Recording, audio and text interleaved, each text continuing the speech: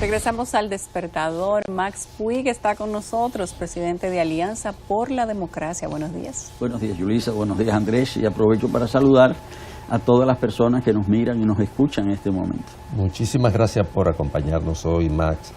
Bueno, quisiéramos comenzar por el principio. Se está hablando mucho de la reelección.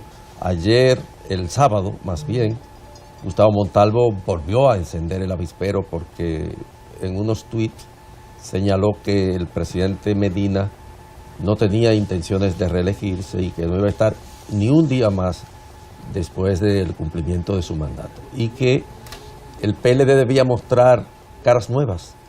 ¿Qué tú crees en lo que respecta a este ingrediente político que frecuentemente sale a relucir?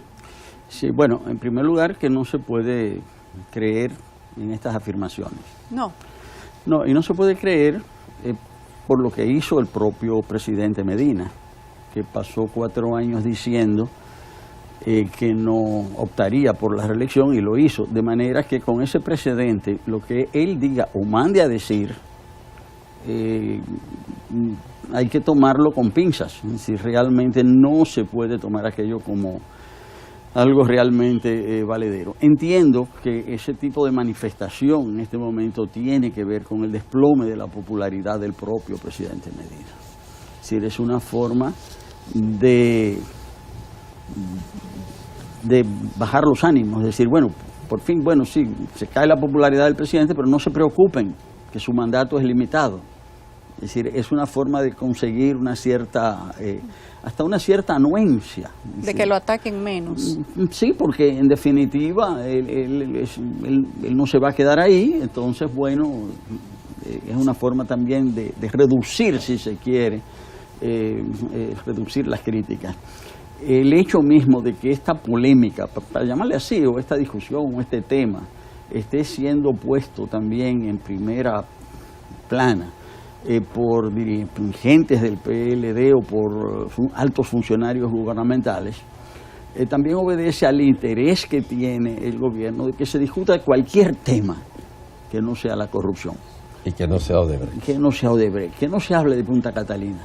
Entonces a veces nos encontramos con los temas más disímiles, es decir, y no tienen que ser necesariamente temas políticos, es decir, pueden ser temas que no tengan que ver, incluso hasta un hecho trágico, un hecho de policía, un hecho trágico, como puede ser el asesinato de un joven de manos de un sacerdote, pues esto puede servir al propósito gubernamental de que la gente se distraiga con relación al tema de la corrupción. Y hay otros temas también, hay temas también peligrosos, hay temas inducidos que pueden ser muy peligrosos, como es el caso del tema haitiano, del tema migratorio. Y los peligros de este tipo de situación lo vemos nosotros con lo que ha sucedido en Virginia, en Estados Unidos. Hoy hablamos de eso. Con esta acción de los grupos nazis, antisemitas, el Ku Klux Klan, que se han visto alentados, es decir, por la retórica y por determinadas acciones del presidente Trump. Entonces, aquí como que no se está parando miente, sea el tema migratorio, sea el asesinato del joven, sea el tema de la reelección, sea el tema de las caras nuevas, cualquier cosa que haga que la gente se distraiga del tema de la corrupción, pues va a ser utilizado y está siendo utilizado para el gobierno. En ese contexto es que yo sitúo las declaraciones de Gustavo Montalvo. Bueno. Él dice que se necesita que el gobierno le dé un poco de frescura a su administración. ¿Crees tú que vamos a tener a partir de este 16 de agosto, pasado mañana, algunos cambios, que el gobierno necesita realmente poner caras nuevas a las instituciones, a sus principales posiciones, aunque se ha hecho en el pasado, pero no ha ejercido ningún tipo de impacto? ¿Qué desde el punto de vista de Alianza por la Democracia, de la oposición también, puede hacer este gobierno para mejorar la imagen que tiene? Bueno, nosotros en este sentido somos poco dados a hacer especulaciones con los cambios que pueda o no pueda hacer el presidente de la República, porque entendemos que eso es caer también en esa distracción Claro. a la que yo estoy haciendo referencia. Ahora, hay un hecho, y es que en los países cada cierto tiempo se dan, a la par con los acontecimientos políticos, cambios del personal político. Y la República Dominicana ha tenido 3 grandes momentos de cambio del personal político después de la caída de la tiranía trujillista. Y estamos en un momento, si se quiere, hasta cierto punto de agotamiento, ¿verdad?, de ese personal. Me explico. En 1962, con el advenimiento del Consejo de Estado, bueno, fue superado en sentido general el personal político trujillista. Claro, parte de ese personal se recicló parcialmente con el acceso a la presidencia de la República del presidente Balaguer. Hubo una renovación importante de ese personal en el año 1978, es decir, hubo caras nuevas. Y esas caras nuevas estaban vinculadas precisamente al desplazamiento del presidente Balaguer. Y el tercer momento de cambio se produjo en el 1990, no en el 96, como cree mucha gente. En el 90. En el 90, porque en el 90, en esas elecciones, a pesar de que el fraude electoral hizo que el presidente Bosch, el presidente electo Juan Bosch, no accediese a la presidencia de la República, sin embargo hubo una renovación importante en las cámaras y en los ayuntamientos. Hubo 12 senadores PLDistas, hubo 40 y tantos diputados, hubo muchos alcaldes, y todo ese personal político que comenzó a hacer sus pruebas en ese momento, y mucho de ese personal fue el que ya ocupó primer plano en el 96. A partir del 96. Nosotros estamos en un momento, sí, en que por las mismas características del PLD, por sus mismas características de partido cerrado, poco proclive a la autorrenovación. Entonces, bueno, sí, lo que hay es una repetición, ¿verdad?, de las mismas figuras, una rotación. Es más, en los gobiernos del PLD ha habido menos rotación de figuras que en el gobierno autoritario del presidente Balaguer, Sí, señor. que Así siempre se ocupaba de... No, hay gente que ha durado los 16 años en el gobierno. Sí, entonces estamos en un momento en el que realmente los cambios de forma, es decir, los cambios de apariencia o de figura, pueden jugar un papel político, o sea, pueden jugarlo. Y por eso es que se especula tanto con relación al tema. De todas maneras, nosotros creemos en la APD, y yo pienso que el problema de fondo está en el tipo de estructura económico-social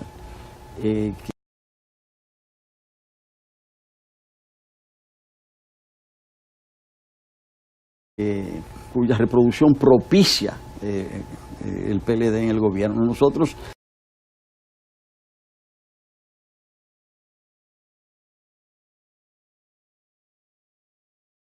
asistimos a la reproducción de un esquema, de un modelo de riqueza, pobreza.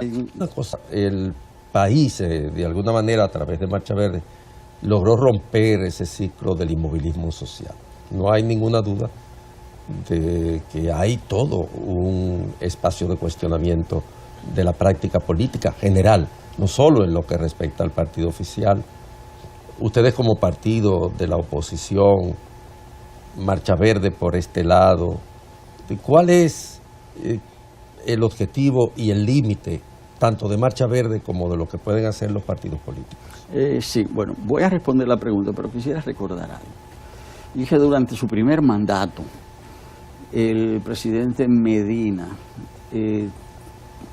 tuvo hasta cierto punto la posibilidad de ejercer el gobierno desde una perspectiva, pudiésemos decir, bastante cómoda, porque tenía una oposición que no se oponía o que se oponía poco, una oposición que se entretuvo, puesto que la generalidad de las personas pensaban que los dos candidatos presidenciales principales del año 2016 iban a ser los expresidentes Mejía y Fernández.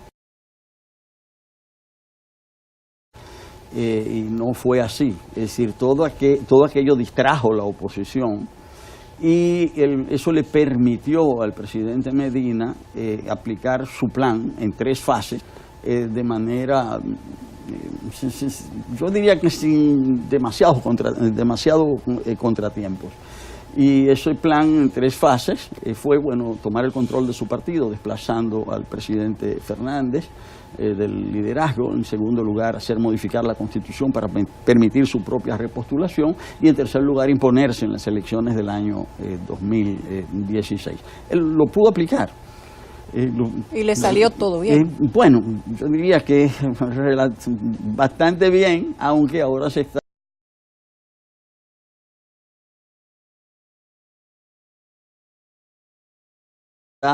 está pareciendo que ese plan es perfecto, no era tan perfecto, porque los recursos que sirvieron a cada una de las 3 fases del plan están muy bien. La contestación interna del PLD sirvió para la reforma constitucional y sirvió también en las elecciones.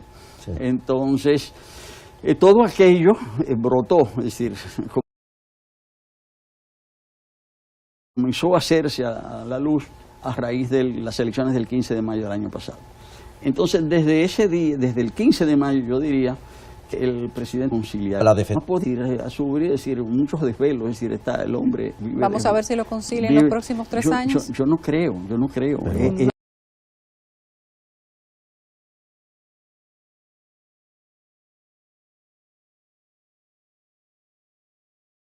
No creo, porque lo que se está dando justamente a raíz de lo que ha sucedido.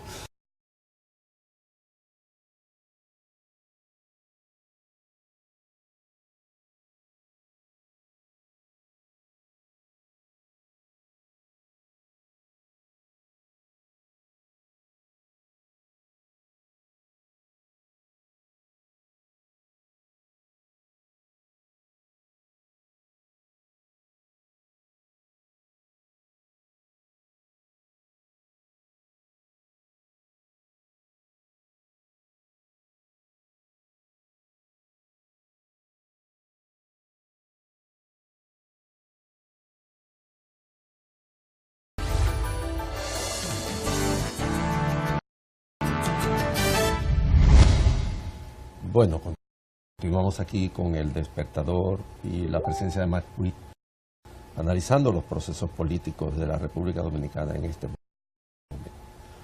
Bueno, hablábamos de la reelección, hablábamos de la situación particular del gobierno del presidente Medina. ¿Qué se puede esperar en los próximos 3 años que le quedan al presidente Medina como mandatario? Bueno, para establecer cualquier tipo de previsión hay que partir de lo que ha sucedido. Y este año se ha quedado evidenciado que bueno, era así, en gran medida se sabía, pero ha quedado evidenciado de forma completa que el gobierno de la República es un gobierno absolutamente corrupto, es un gobierno corrompido.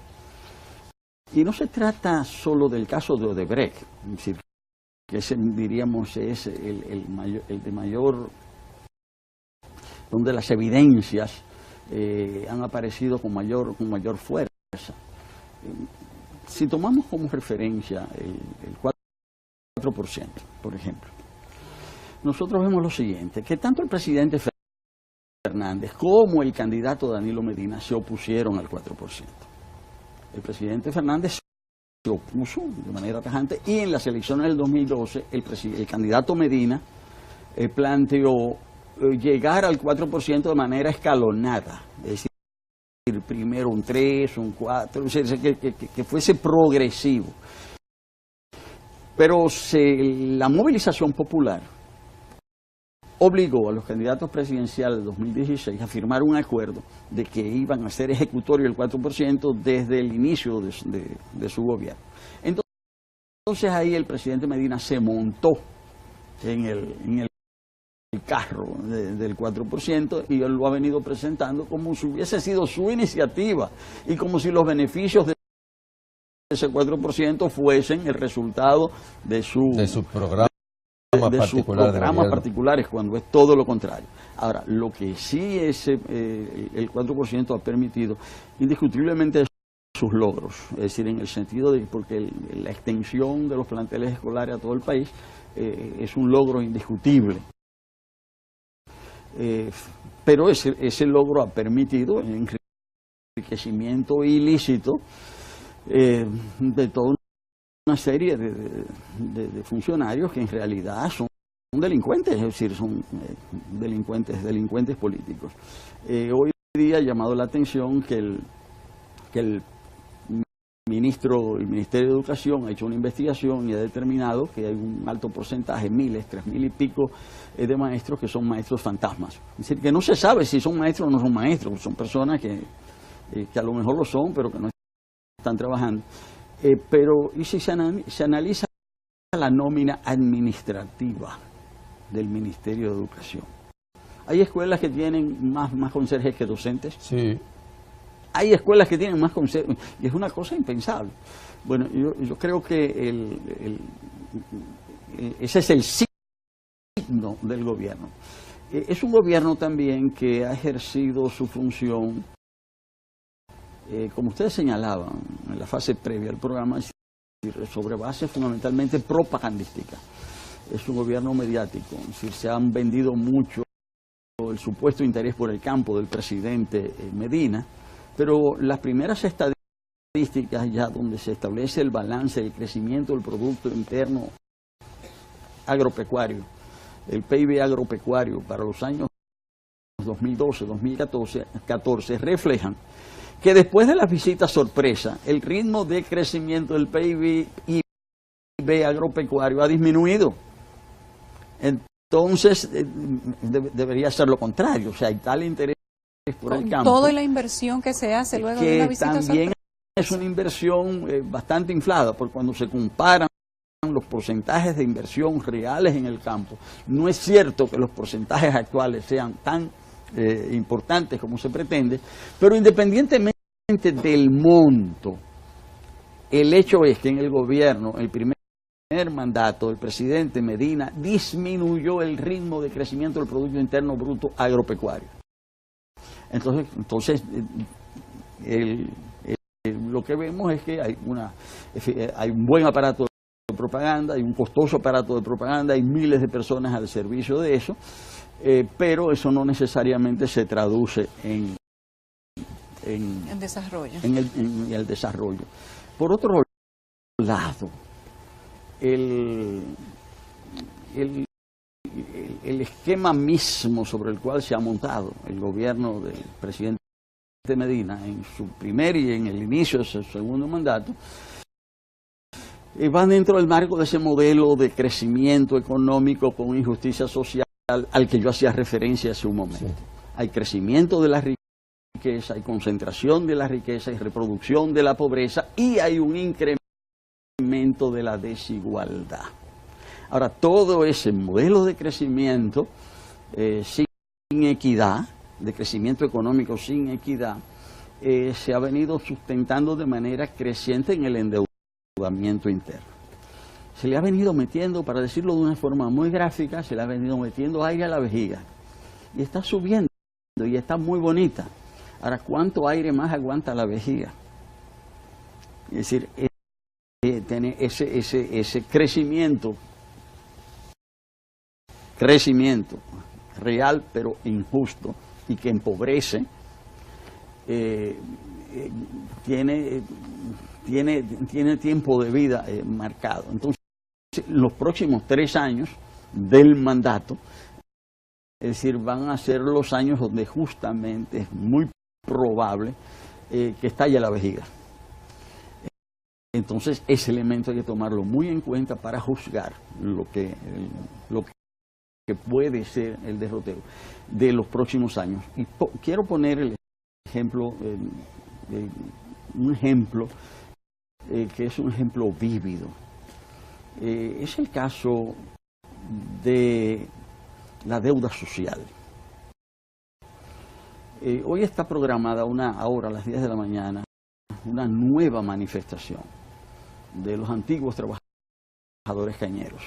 Ah, Ellos van a marchar de Un nuevo. caso dramático, Es lamentable. un caso dramático, pero son todas personas que cotizaron para una pensión. Toda esa gente cotizó.